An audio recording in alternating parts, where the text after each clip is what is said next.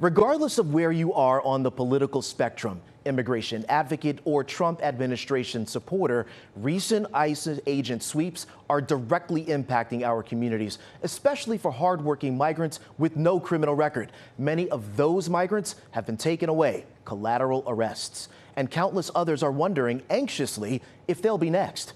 We went out to Staten Island to meet a mixed immigration status family with roots in their community and who even have the support of their conservative neighbors. The question is, will it matter if ICE agents come knocking?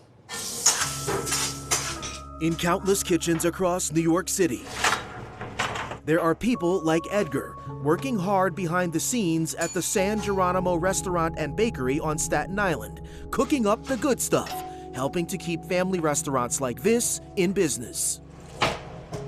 But it is Edgar who says he's hungry for something more elusive. Some semblance of peace, as he and other members of the city's law-abiding migrant community anxiously wait for that dreadful morning when ICE agents might show up and deliver that fateful knock at the front door. Pero no está bien que a toda la gente que trabaja, que se esfuerza, que lucha día al día. 8 of the 20 migrants caught up during recent ICE sweeps in New York City reportedly had no criminal record. No sale la gente por miedo a que los deporten. Edgar's bosses, Antonio and Sarahi Marquez, are no different. A dynamic, entrepreneurial, mixed immigration status father and daughter team, also living in a constant state of worry. It feels like you're being hunted. Antonio left his native Mexico for the U.S. almost 27 years ago and is still undocumented. Why? He told us since losing an employer-sponsored green card years ago, he's been left with a restrictive list of options for citizenship. None of them, he says, are realistic at this stage in his life. They include serving in the military, marrying a U.S. citizen, obtaining another employer-sponsored visa, or being sponsored by a relative who is already a U.S. citizen. A lot of people that get scared, but we have to continue. Sarahi, her father, and Edgar, who we met in the kitchen, say they are all keenly aware that by deciding to speak out, they are risking putting themselves on the radar of ICE agents, especially as raids are now underway across New York City. So I'm asking you, face to face, why aren't you scared? Yo no tengo nada, ningún delito, solamente vengo a trabajar. Antonio and Sarahi own their family home, 2 businesses, this restaurant and the deli at the corner, and employ nearly 30 people, some of whom are also undocumented. None of it is in Antonio's name because of his undocumented status, but Sarahi says it's all driven by her dad's pursuit of the American dream.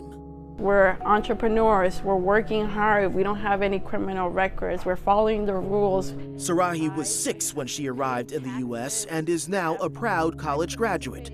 The 33-year-old is also a recipient of DACA, or Deferred Action for Childhood Arrivals, which requires renewal every 2 years and allows her to be the legal face of the family business. We're making the community a better place, a safe place. We're not the target audience, but it feels like we are. They're not going after the ones that have been here a long time. Interestingly enough, during our time on Staten Island, the city's most Republican, conservative, and pro-Trump borough, everyone who we spoke with told us they did not believe the owners and staff at San Geronimo are ICE's target audience. I understand there's a lot of law-abiding people that are worried, that are here illegally. I get that. But they're not after those people. They deserve to be here just as much as I do. It's good for the economy. What are you kidding me? These people came over, they're working hard, leave them alone. Back at the restaurant, We don't want to be afraid anymore. those friendly sentiments resonate with Edgar, the undocumented cook, Y pues me gusta mucho mi trabajo.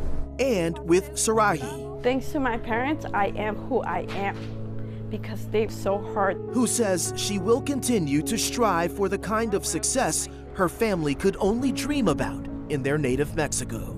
And I'm here now representing them because they can't.